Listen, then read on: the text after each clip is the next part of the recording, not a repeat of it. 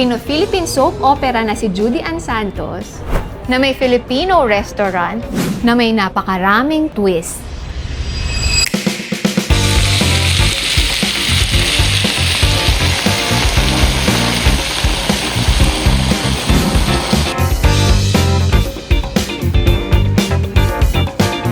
Umorder tayo ng sinigang sa mangga.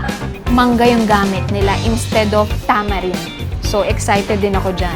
Super excited na akong matry ang mga ito, kaya naman ano pang inaantay natin guys? Huwag na natin patagalin, i-try na natin!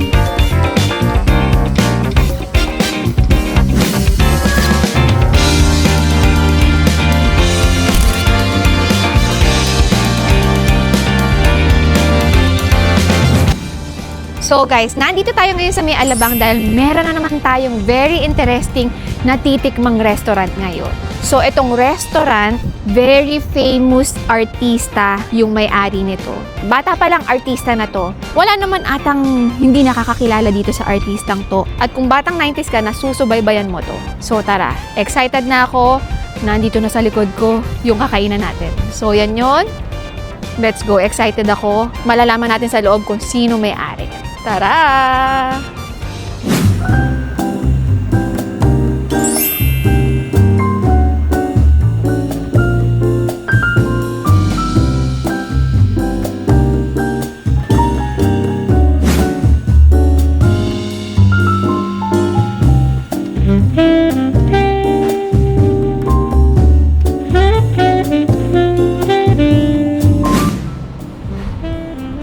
So, pagpasok nyo, ito yung unang makikita nyo, ayan, alam nyo na kung sino may-ari. Si Miss Judy Ann Santos, silang mag-asawa. So, yan, tara. I guess dito yung waiting area. Pasok tayo. So, meron silang ino-offer dito yung kanilang chili garlic oil, sinamak. Then, dito yung kanilang mga patis dressing, sweet and sour pepper. Then, yan na yung kitchen nila. Let's go inside pa. Time check ngayon, tanghaling tapat, lunchtime. So, ito may kwento sila ditong nakasulat. Yan siguro yung dahilan kung bakit sinimulan tong restaurant. Hanggang dito. Ang galing. So, ito yung kanilang menu. Dito sila sa Westgate, Alabang. Dami rin silang choices. Yan yung nasa likod. Yan yung may cocktails, beers. Yan yung may mga fruit shake din sila. Pero ayan o, daming choices. May starter, all-day breakfast, agri bowls, vegetables, noodle sandwich, dessert, a la carte. Yan. Dami rin choices. Makakapamili kayo. So, ang sabi nila, itong mga red heart, kala ko nung una spicy level yan. Bestseller pala yan. Then, yung may mga green, yan yung kanilang vegetarian food. So, yun. Let's go.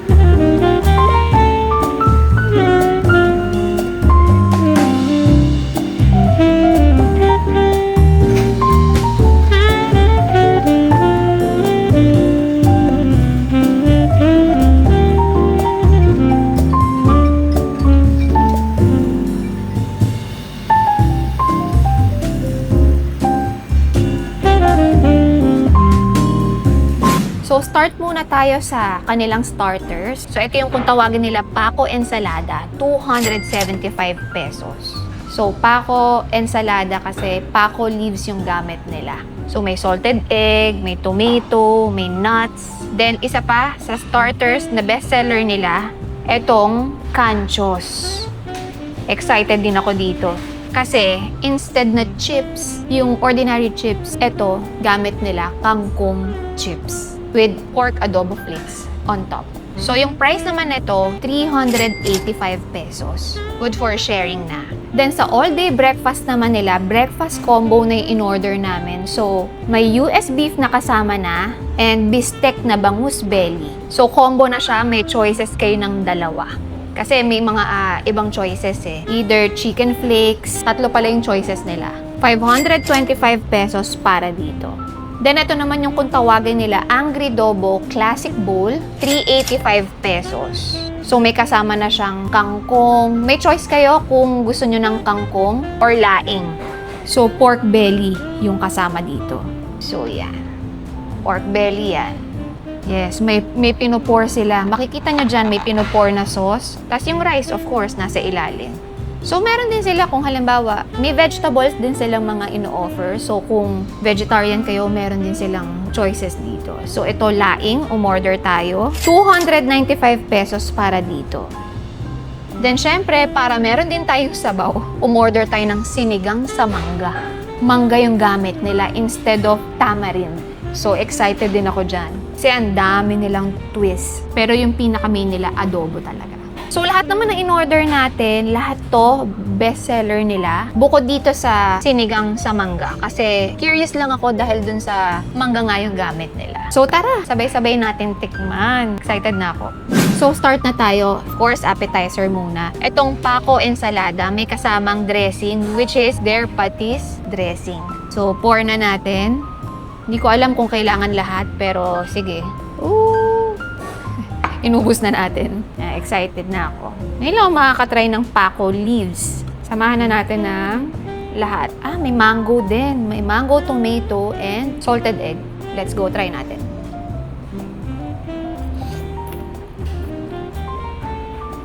May nuts din kasama. May kasamang konting kick ng anghang yung kanilang patis dressing. Magandang panimula, para ka lang din nagsasalad na kakaiba. Mas nakakagutom, mas nakakagana. So, magandang matry. Lasa niya is nangingibabaw yung, kasi ang dami natin nilagay na patis eh. Kasi once you hear the patis, diba? Iisipin mo agad maalat. Pero hindi, kasi nag-balance na sila nung anghang. So, yan. May konting manamis-namis na lasa siya. Nagbe-blend kasi. Manamis na alat kasi syempre may salted egg. Tapos yung texture ng Paco leaves, malaking bagay din. Para kang nagsalad, yung typical na salad, fresh salad. Wala naman masyadong lasa yung Paco leaves, kundi texture lang. So yung pinakalasang manggagaling dun sa patis, dressing, salted egg, at mga iba-iba pang nilang nilagay dito. So move on na tayo dito sa kanilang canchos. So, I'm sure, since restaurant naman ni Miss Judy Ann Santos to, sure ako lahat to recipe niya. Nakakatuwa lang na sobrang daming twist. Diba? Kahit Filipino food siya, napag-isipan ng mabuti. Sino bang di nakakakilala kay Miss Judy Ann Santos, diba? Sa dami niyang ginawang teleserye. So, hindi kasi ako kumakain ng, kumakain naman ako ng olives, pero as much as possible, ayoko siyang kainin. Kunin natin tong masos.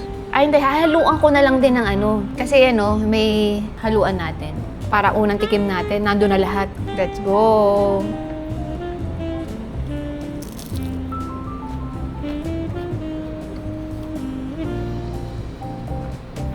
Ayun. Bet ko to. Type ko. So, mapapansin nyo, hindi sobrang nag-uumapaw yung sauce. Pero, sa nabibigay na lasa ng sauce, enough na. Para hindi ma-overpower, tsaka para hindi mawala yung pagiging crunchy nung mga kangkong chips, diba? Sayang eh. Hanap pa tayo. Oh, ito solid din, no? Kasi nga naman, pag pinalibutan mo ng sobrang daming dressing, edi, lumabsa na yung chips, diba? Wala na yung pagiging crunchy. Enough lang to kasi kahit yung mismong kangkong chips, may lasa na eh. Yung butter na gamit, may lasa na.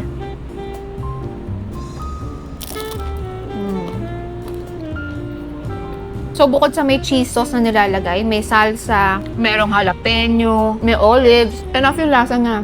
Perfect lang. Tapos, syempre, dagdagan mo pa ng adobo flakes. Specialty rin nila eh. Kasi parang, hindi naman sa lahat may adobo flakes. Pero, syempre, kaya nga adobo. Angry Dobo kasi talagang main dish nila is adobo. Napakagandang panimula. Mga bestseller yung in-order natin. So, sa dalawa na starter, Siyempre, dito ako. Kasi mas gusto ko yung may texture eh, crunchy. Though ito may texture, kung mahilig ka sa salad, mahilig ka sa gulay. So yun, ngayon, move on na tayo, tapos na tayo sa starter. Move on naman tayo ngayon sa kanilang laing at dito sa super excited ako na sinigang sa mangga. Dahil nasa sizzling plate siya kanina, hindi natin nahalo. Ngayon, nahalo na natin since titikman na natin, no? So, kung mapapansin nyo guys, ito syempre may crispy na meat na siya. May latik pa. May mga latik bits. Galing may latik pa. So, excited ako dyan, tikman natin. Ay, bago ko haluin, tikman ko na. Baka mawala na yung latik eh. So, yan. Talaga nga naman, di ba? With a twist. Kasi, saan ka makakakita ng laing? Nabubudburan ng latik. Very bright idea. Ang galing ni Miss Judy Ann, ano? Try na natin.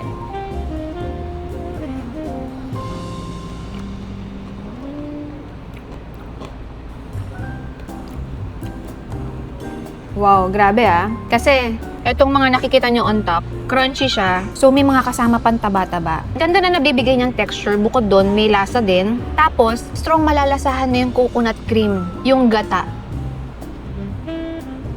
Very creamy. May slight, hindi super strong yung anghang niya May slight lang, super slight lang. Friend, I think kahit matikman ng bata to, hindi masyado mapapansin yung anghang. Malaking bagay din na may latik. Kasi parang medyo nandun yung, alam mong gata. Tapos may toasted na, basta, mahirap explain. Masarap siya. Pero dapat dito, with rice. Kasi, very creamy siya, very malasa. Especially may latik. Kailangan dito may rice. Kasi super malasa siya. Baka maumay kayo agad.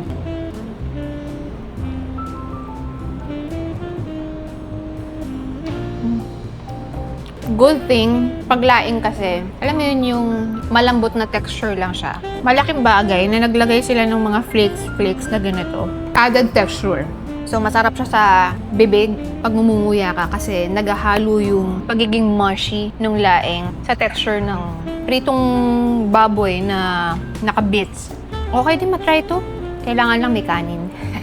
So, move on na tayo dito sa, hindi man kasama sa bestseller nila, pero very interesting, di ba? Kasi mangga yung gamit nila. So, pagka umorder kayo ng sinigang sa mangga nila, ito yung serving, pero automatic yan, nagbibigay sila ng extra soup. So, ito yung extra soup. Dito na tayo kakain. Kuha lang tayo dito. So, syempre, kuha tayo ng mangga dahil yan ang bida nila. Kuha rin tayo ng, oy, ayan, taba agad. Good fat. Kuha pa tayo ng medyo may laman. Yun. Okay. So ngayon, syempre, bago ang lahat, soup muna yung tikman natin. Yung texture ng soup nila hindi masyadong runny, no? Pero parang medyo, kumbaga sa pag nagluto ka ng sinigang, 'di ba? Pag naglalagay ka ng gabi, labanos, kumbaga nag-ano na siya, nagdurog-durog na. Kaya lumapot na ng konti. So parang ganun yung, hindi siya as parang watery. Tikman na natin.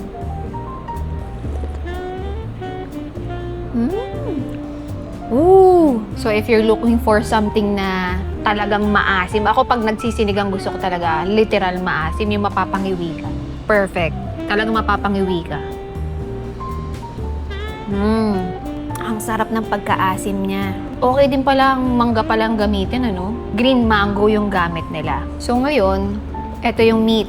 Isang subo na natin yan. May taba, may karne. Diba? Tapos kuha na lang tayo ng gulay doon. Let's go!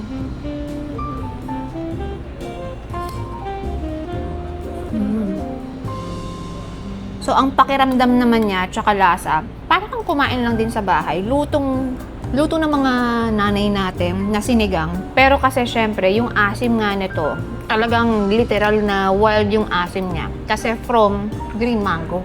Literal na literal yung asim niya.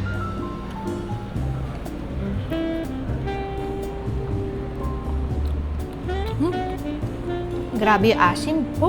Pero masarap yung asim niya. Mamimis mo, sarap higupin to. So, nandito na tayo ngayon sa kanilang mga rice meals. So, ito yung karamihan na in-order sa kanila. Ito yung angry bowls, kung tawagin. So, nandyan na yung choice of kangkong mo or laing man. Tapos yung pork belly or yan, may choices din kasi dito. And rice at the bottom. So, dito naman, Sa all-day breakfast nila, breakfast combo na. Kaya dalawang klase yung makikita nyo dyan. With 2 eggs and rice, of course.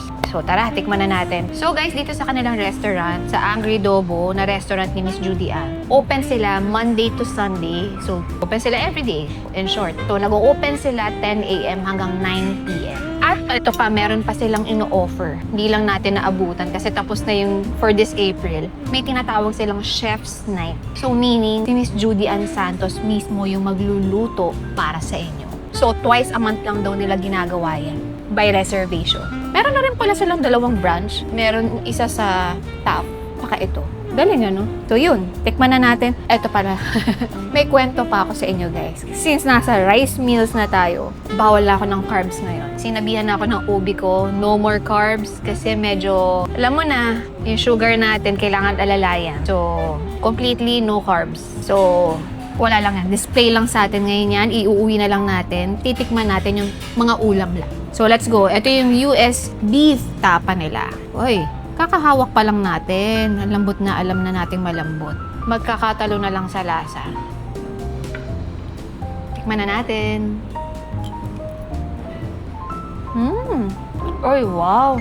Ang sarap ng tapa nila, ah. Sabayan ko ng suka. Yung lasa ng tapa nila, manamis-namis. Asim yung suka. Masarap yung tapa nila kasi for me. Dahil pangalan pa lang, US beef tapa. So, halata mong malambot na. May mix of meat kasi siya at fat. Nagustuhan ko. Tsaka super rich nung lasa nung pagiging matamis.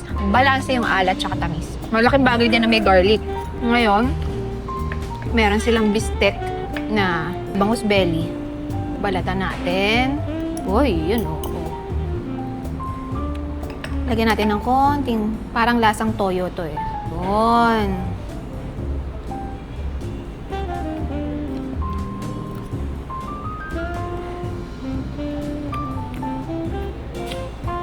Galing.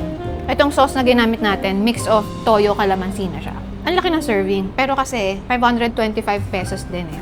Saktong dami naman yung rice nila. May kasamang egg pa. And may kasama pang 2 eggs. So may choice kayo sunny side up, scrambled, over easy man niyang orderin nyo. May gulay pa. So for me, para sa 525, okay naman siya. Etong dalawa, so since dalawa lang naman yung titikman natin dito dahil bawal tayo mag-rice, hindi ko na rin titikman yung egg kasi alam naman natin kung anong lasa ng egg eh, di ba? Huwag na natin yun. Move on na tayo dito sa kanilang very famous din. So yan, bago tayo sa meat, tikman muna natin yung kanilang kangkong. Naku, naparami.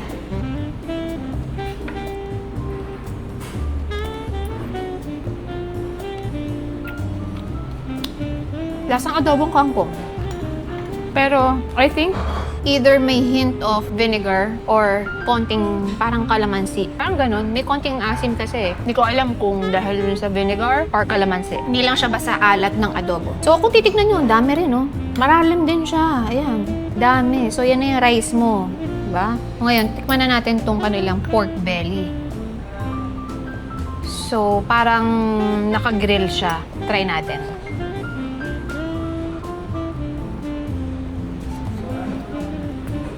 Para siyang inihaw na liempo. Ganon. Eto, pag in-order mo to, okay naman siya, nothing special. Kasi para kang kumain lang din sa bahay. Very decent. So for me, itong Angry Bowls nila, very straight to the point. Ito siguro yung walang twist. Pero hindi naman. Kasi presentation-wise, ganda siya. May pickles. Tama, may pickles kasama, onion. May pickled onions na kasama. Daming garlic. Presentation-wise, nalagyan na rin ng somehow twist. Pero yun, very simple. Para kang kumain lang sa bahay. So yun, kung tatanungin ako satisfying, siguro kung masasatisfy ako sa kanya, kung craving ako for adobo. Pero kasi, madalas naman nag-aadobo sa bahay eh. So, for me, okay siya sa akin, pero not something to order pag nasa restaurant ako. Gusto ko pag nasa restaurant ako, yung something na hindi ko nakakain sa bahay. Mas after ako dun sa may mga twist. So yan, pero good to order pa rin, okay? Very decent, very simple lang. So, move on na tayo, 'di ba? Sa isang in-order pa natin. Pero bago natin tapusin to, I'm sure kilala nyo naman si Miss Judy Ann Santos. Bata pa lang siya, artista na siya. Lahat ng teleserye na papanood natin siya, 'Di ba? Sobrang dami niyang teleserye. Hindi pa uso yung phone ng mga panahon yun 'di ba? Yung mga batang 90s, bidang-bida talaga, parang 'di ba? Lagi siyang merong teleserye. Every time may matatapos, especially Mula sa Puso, Esperanza, you name it, sobrang dami. Pero yan yung mga the best na tatatak talaga sa mga Pilipino. Maria Clara, 'di ba? Syempre, doon siya sobrang sumikat. So, unang-unang, sabi ni Google, unang-unang naging teleserye niya nung bata siya, Ula yung tawag. So, doon din siya yung siguro sumikat, diba? Napakadami, dami talaga. So, ngayon, since naghihilig siya sa pagluluto, nagkaroon siya ng restaurant, so medyo nawawala na siya sa, I think lang ako, pinangunahan ko no? Kasi obviously naman na parang priority niya ngayon yung pagsaserve ng masasarap na pagkain sa tao. So yun. So ngayon, antayin na natin yung isang order pa natin. So ito naman yung kung tawagin nila. Nag-additional order kasi tayo Ito yung Angry Dobo Short Ribs. 925 pesos. So may kasamang roasted garlic, pickled vegetables. Yan. Tikman na natin. Mukha namang malambot. Oh, yan. Malambot. Malambot na nga. Dapat malambot talaga. 925 Medyo pricey. Ito, medyo mahibla, pero malambot pa rin. Oh, wow. Nice. Dapat malambot talaga kasi mahal. Ayun, nagbibitak-bitak na sa kalambutan. That's nice. So, pagdating sa lambot, no question asked. Malambot talaga. So, I think ang pinakaunang titikman natin is yung mataba-taba. Ito na lang. Yan. This one, yung medyo may mga kasamang taba.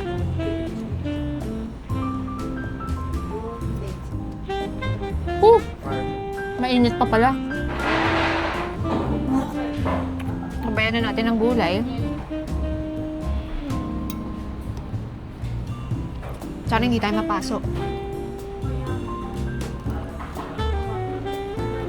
Good for sharing. Siyempre, hindi lang basta pinapapak to. Okay din siya may kasamang rice. So, kung may kasama kang kakain, pwede kayo umorder nito na a la carte. Extra rice na lang kayo. Try natin with roasted garlic. Or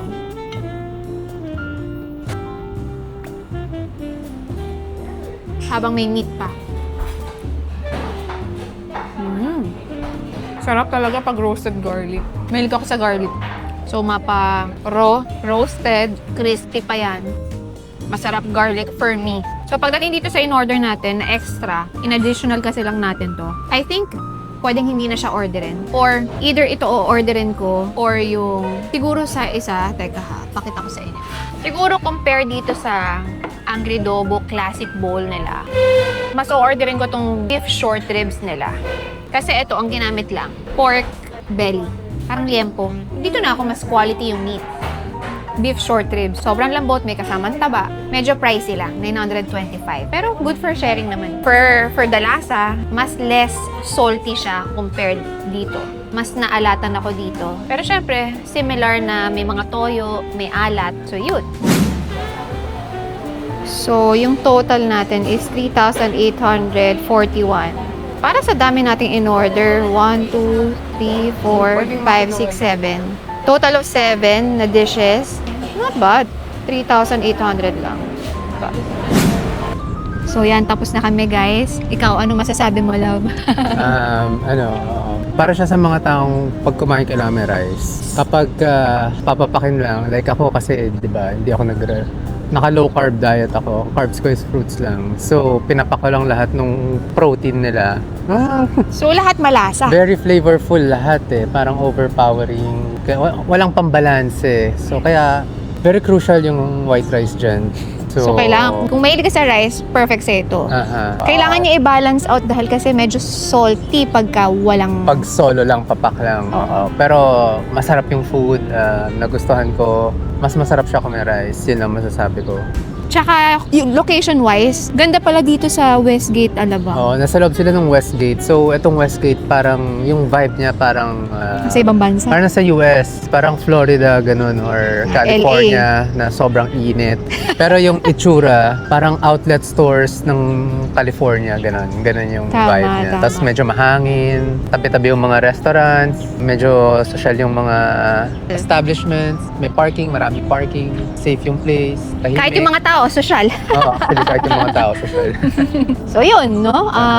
Babalik ka ba? Pag napadpad, pag hindi na ako naka low carb diet, pwede na Pag bumalik. pwede na ulit. mag-rice. Ako rin bawal na ako mag-rice. So, siguro babalik na lang ako pag nanganak na. Pwede na mag-rice ulit. Pwede na ulit. Pero ngayon, bawal pa ako mag-rice. So, yun. Good to Perfect. try. Then, buti na rin na-try na natin. Kasi I think matagal na rin yung restaurant nila. So, yun. Yes. So, sa mga hindi pa nakaka-subscribe, guys, subscribe na kayo. Don't forget to like and comment din sa mga gusto nyo pang i-recommend sa amin. May second channel na rin kami. Don't forget to subscribe din. Abangan nyo soon yung upload namin dyan. Thank you guys for watching. Till our next video. Bye!